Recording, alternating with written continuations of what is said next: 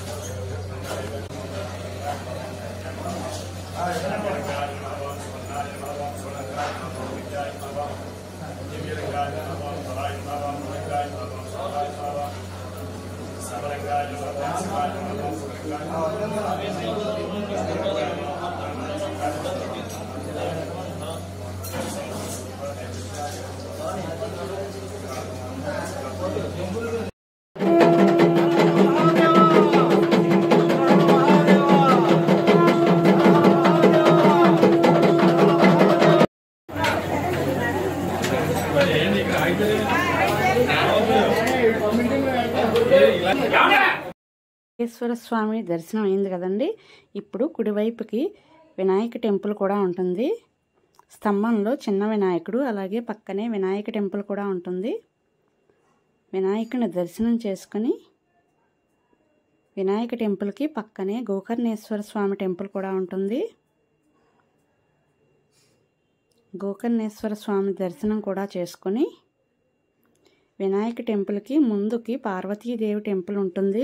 కాశీ విశ్వేశ్వరుడు, సూర్య భగవానుడు, ఇలా అన్ని టెంపుల్స్ ఉంటాయండి.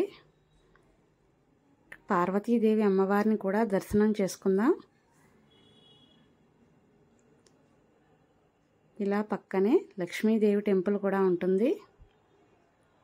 లక్ష్మీదేవిని కూడా దర్శనం చేసుకుని గుడికి వెనక వైపుకు వెళ్దాం.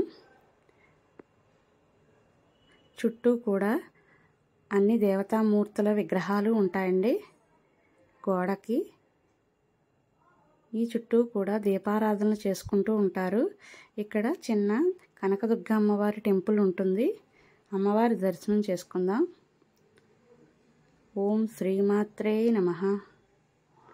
దుర్గామాతను కూడా దర్శనం చేసుకుని ముందుకు వెళ్దాం.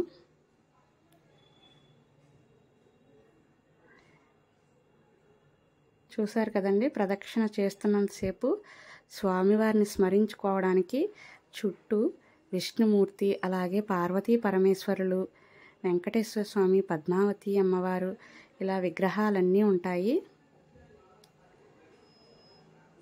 ఈ చివరి కార్నర్లో సరస్వతీదేవి టెంపుల్ కూడా ఉంటుంది.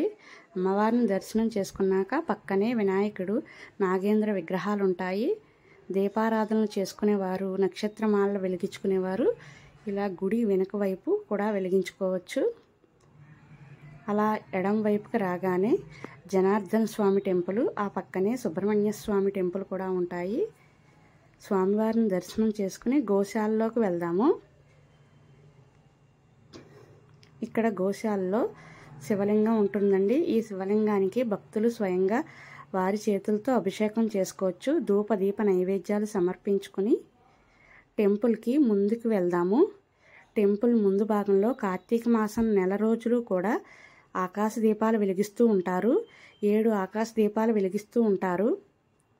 వినాయకుడు, పరమేశ్వరుడు, అలాగే సుబ్రహ్మణ్య స్వామి, ఆంజనేయ స్వామి, కాలభైరవ స్వామి, జనార్దన స్వామి, గోకర్ణేశ్వర స్వామి, ఇలా 7 కార్తీక దీపాలు అయితే